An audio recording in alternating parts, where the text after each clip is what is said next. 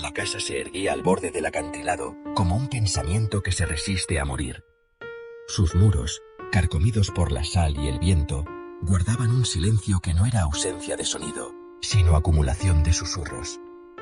Allí regresé cuando supe que Elvira había muerto. Hay nombres que, al ser dichos, convocan demasiado. Y yo, que he pasado los últimos años huyendo de recuerdos, no deseaba volver a arder. Sin embargo, la noticia llegó como llegan las sentencias, breve, fría y definitiva. Su nombre era ya un eco cuando crucé el umbral de la casa. El aire olía a madera húmeda y a lirios marchitos. Recordé entonces la primera vez que la vi, bajo la luz incierta de una tarde enferma, en el cementerio viejo del pueblo. Ella estaba de pie frente a una tumba sin inscripción, vestida de negro, con un velo que no ocultaba la blancura espectral de su rostro. Yo había regresado a la ciudad, inflamado por la lectura, convencido de que el mundo era un escenario de tragedias inevitables y bellezas condenadas. No sabía entonces que el destino, con su humor cruel, me concedería la experiencia que tanto había idealizado. Elvira no lloraba. Observaba la tumba como si aguardara una respuesta. Cuando el viento levantó su velo, nuestros ojos se encontraron. Fue un instante suspendido, como si la realidad hubiese contenido la respiración. En sus pupilas no había sorpresa, sino reconocimiento, como si yo hubiera llegado tarde a una cita acordada en otro siglo.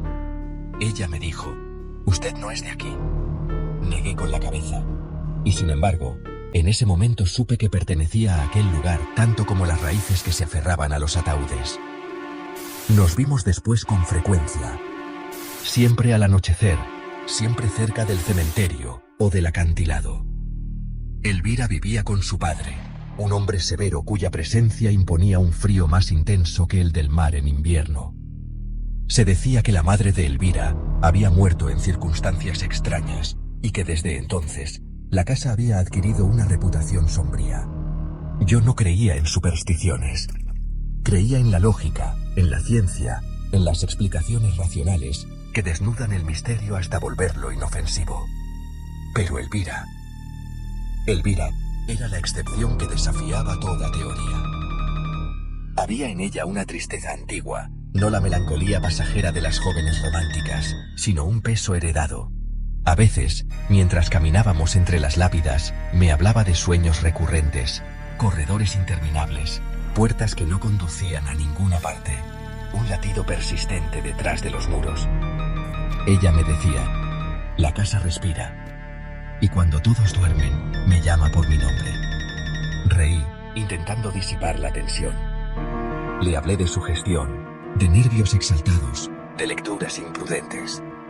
Ella sonrió con indulgencia, como quien escucha a un niño explicar el universo con palabras recién aprendidas.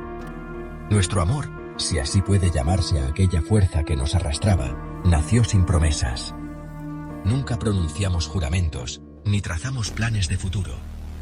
Nos bastaba con la intensidad del presente, con la certeza de que cada encuentro podía ser el último. Porque había algo que nos separaba, algo más profundo que la desaprobación de su padre o los murmullos del pueblo. Elvira estaba enferma, no de un mal visible. Su piel era pálida, sí, y sus manos frías como mármol, pero su enfermedad residía en otra parte. A veces se quedaba inmóvil, la mirada fija en un punto que yo no podía ver. Entonces su respiración se volvía superficial y un leve temblor recorría su cuerpo. «Está aquí». ¿Quién? Ella. Nunca logré que me explicara quién era esa presencia. Solo decía que la había acompañado desde la infancia, que habitaba en los espejos y en los rincones oscuros, y que aguardaba el momento oportuno. Comencé a temer que la mente de Elvira estuviera quebrándose, pero ¿cómo distinguir la locura de la lucidez cuando el mundo mismo parece conspirar contra la razón? Una noche, decidido a enfrentar mis propios miedos, me aventuré a la casa mientras su padre se hallaba ausente. Elvira me condujo por pasillos estrechos iluminados por candelabros agonizantes. Las sombras se alargaban sobre las paredes como figuras expectantes. «Quiero mostrarte algo». Subimos a la torre, un espacio circular donde el viento golpeaba las ventanas con furia. En el centro había un gran espejo antiguo, cubierto por una tela gris. Ella vive ahí. Antes de que pudiera detenerla, retiró la tela. No vi nada extraordinario al principio. Solo nuestro reflejo, dos figuras pálidas enmarcadas por la penumbra. Pero entonces, advertí un desfase, una discordancia sutil. Mi imagen respondía fielmente a mis movimientos. La suya, en cambio, parecía tardar un segundo en imitarlos. ¿Lo ves? Sentí un escalofrío que me recorrió la columna. Parpadeé, convencido de que se trataba de una ilusión óptica. Pero el fenómeno persistía. El reflejo de Elvira sonreía cuando ella no lo hacía. Inclinaba la cabeza con una lentitud que no correspondía a la realidad. Quise arrastrarla fuera de allí. Quise romper el espejo, destrozar aquella superficie que se burlaba de mi entendimiento. Pero Elvira se soltó con una fuerza inesperada. No puedes destruirla. Ella soy yo. En ese instante comprendí la naturaleza imposible de nuestro amor. No competía con un rival de carne y hueso, sino con una sombra adherida a su esencia. Amaba a una mujer escondida, dividida entre el mundo tangible y un reino que escapaba a mi alcance. Los días siguientes fueron un descenso. Elvira se volvió más frágil, más distante. Su padre me prohibió verla, acusándome de exacerbar sus fantasías.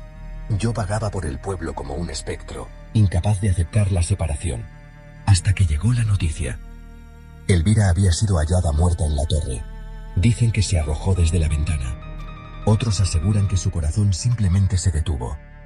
Yo no asistí al velorio.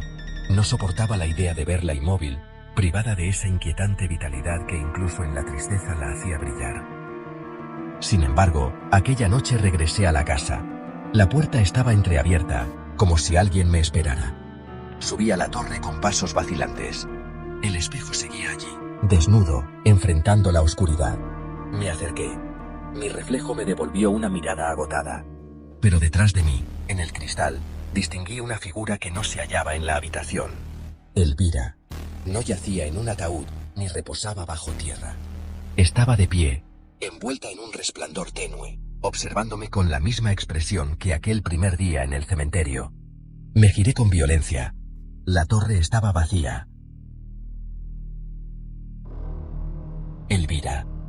En el espejo, ella levantó una mano. No imitaba mi gesto, lo iniciaba.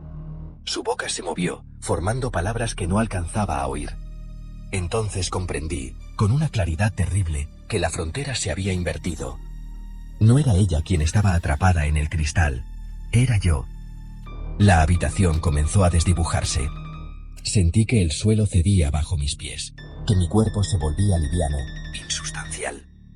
Intenté retroceder, pero una fuerza invisible me atraía hacia la superficie fría del espejo.